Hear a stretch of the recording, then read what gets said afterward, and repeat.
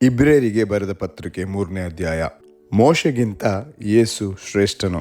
ಆದದರಿಂದ ದೈವಜನರಾದ ಸಹೋದರರೇ, ಪರಲೋಕ ಸ್ವಾಸ್ಥ್ಯಕ್ಕಾಗಿ ನನ್ನೊಂದಿಗೆ ಕರೆಯಲ್ಪಟ್ಟವರೇ, ನಾವು ಪ್ರತಿಜ್ಞೆ ಮಾಡಿ ಒಪ್ಪಿಕೊಂಡಿರುವ ದೈವ ಪ್ರೇಷಿತನೂ ಮಹಾಯಾಜಕನೂ ಆಗಿರುವ ಯೇಸುವನ್ನು ಲಕ್ಷ್ಯವಿಟ್ಟು ಯೋಚಿಸಿರಿ.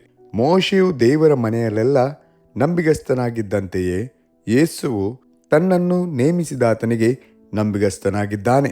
ಮನೆಗಿಂತ ಮನೆ ಕಟ್ಟಿದವನಿಗೆ ಹೆಚ್ಚಾದ ಮಾನವಿರುವುದರಿಂದ ಮೋಶೆಗಿಂತ ಯೇಸುವು ಹೆಚ್ಚಾದ ಮಾನಕ್ಕೆ ಯೋಗ್ಯನೆಂದೆಣಿಸಲ್ಪಟ್ಟಿದ್ದಾನೆ. ಪ್ರತಿ ಮನೆಯನ್ನು ಯಾರೋ ಒಬ್ಬನು ಕಟ್ಟಿರುವನು, ಸಮಸ್ತವನ್ನು ಕಟ್ಟಿದಾತನು ದೇವರೇ.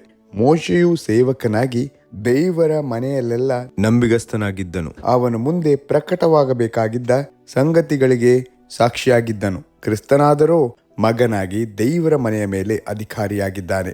ನಾವು ನಮ್ಮ ಧೈರ್ಯವನ್ನು, ನಮ್ಮ ನಿರೀಕ್ಷೆಯಿಂದ ಉಂಟಾಗುವ ಉತ್ಸಾಹವನ್ನು ಕಡೆ ತನಕ ದೃಢವಾಗಿ ಹಿಡಿದುಕೊಂಡವರಾದರೆ ನಾವೇ ದೇವರ ಮನೆಯವರು. ದೇವರು ವಾಗ್ದಾನ ಮಾಡಿದ ವಿಶ್ರಾಂತಿಯನ್ನು ನಾವು ಹೊಂದಬೇಕಾದರೆ ನಾವು ನಂಬದವರಾಗಿರದೆ ಸ್ಥಿರಚಿತ್ತದಿಂದಿರುವುದು ಅಗತ್ಯ. ಆದದರಿಂದ ಪವಿತ್ರಾತ್ಮನು ಹೇಳುವ ಪ್ರಕಾರ ನೀವು ಈ ಹೊತ್ತು ದೇವರ ಶಬ್ದಕ್ಕೆ ಕಿವಿಗೊಟ್ಟರೆ, ನಿಮ್ಮ ಹಿರಿಯರು ದೇವರ ಕೋಪವನ್ನೆಬ್ಬಿಸಿದ ಸ್ಥಳದಲ್ಲಿ ಅರಣ್ಯದೊಳಗೆ ದೇವರನ್ನು ಪರೀಕ್ಷಿಸಿದ ದಿನದಲ್ಲಿ ಮಾಡಿದಂತೆ ನಿಮ್ಮ ಹೃದಯಗಳನ್ನು ಕಠಿಣ ಮಾಡಿಕೊಳ್ಳಬೇಡಿರಿ. ಅವರು ಅರಣ್ಯದಲ್ಲಿ ನನ್ನನ್ನು ಪರೀಕ್ಷಿಸಿ ಶೋಧಿಸಿ 40 ವರ್ಷ ನಾನು ನಡೆಸುತ್ತಿದ್ದ ಕೃತ್ಯಗಳನ್ನು ನೋಡಿದರು. ಆದದರಿಂದ ನಾನು ಆ ಸಂತತಿಯವರ ಮೇಲೆ ಬಹಳವಾಗಿ ಕೋಪಿಸಿಕೊಂಡು ಅವರು ಯಾವಾಗಲೂ ಹೃದಯದಲ್ಲಿ ತಪ್ಪಿ ಹೋಗುವವರು ಎಂದು ಹೇಳಿದೆನು. ಆದರೆ ಅವರು ನನ್ನ ಮಾರ್ಗವನ್ನು ತಿಳಿದುಕೊಳ್ಳಲಿಲ್ಲ. ಹೀಗಿರಲು ಇವರು ನನ್ನ ವಿಶ್ರಾಂತಿಯಲ್ಲಿ ಸೇರುವುದೇ ಇಲ್ಲವೆಂದು ಕೋಪಗೊಂಡು ಪ್ರಮಾಣ ಮಾಡಿದೆನು.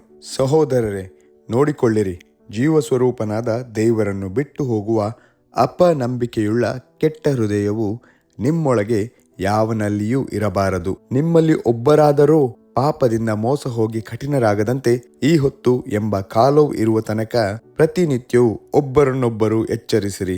ಮೊದಲಿಂದಿರುವ ಭರವಸೆಯನ್ನು ಅಂತ್ಯದವರೆಗೂ ದೃಢವಾಗಿ ಹಿಡಿದುಕೊಳ್ಳುವ ಪಕ್ಷಕ್ಕೆ ಕ್ರಿಸ್ತನಲ್ಲಿ ಪಾಲುಗಾರರಾಗಿದ್ದೇವಲ್ಲ. ನೀವು ಈ ಹೊತ್ತು ದೇವರ ಶಬ್ದಕ್ಕೆ ಕಿವಿಗೊಟ್ಟರೆ, ನಿಮ್ಮ ಹಿರಿಯರು ದೇವರ ಕೋಪವನ್ನೆಬ್ಬಿಸಿದ ಸ್ಥಳದಲ್ಲಿ ಮಾಡಿದಂತೆ ನಿಮ್ಮ ಹೃದಯಗಳನ್ನು ಕಠಿಣ ಮಾಡಿಕೊಳ್ಳಬೇಡಿರಿ ಎಂಬುದರಲ್ಲಿ ಕೇಳಿ ಕೋಪವನ್ನೆಬ್ಬಿಸಿದವರು ಯಾರು? ಮೋಶೆಯ ಕೈ ಕೆಳಗಿದ್ದು ಐಗುಪ್ತದೊಳಗಿಂದ ಹೊರಟು ಬಂದವರೆಲ್ಲರೂ ಅಲ್ಲವೇ? ಮತ್ತು 40 ವರ್ಷ ಆತನು ಯಾರ ಮೇಲೆ ಬಹಳವಾಗಿ ಕೋಪಿಸಿಕೊಂಡನು? ಪಾಪ ಮಾಡಿದವರ ಮೇಲೆ ಅಲ್ಲವೇ?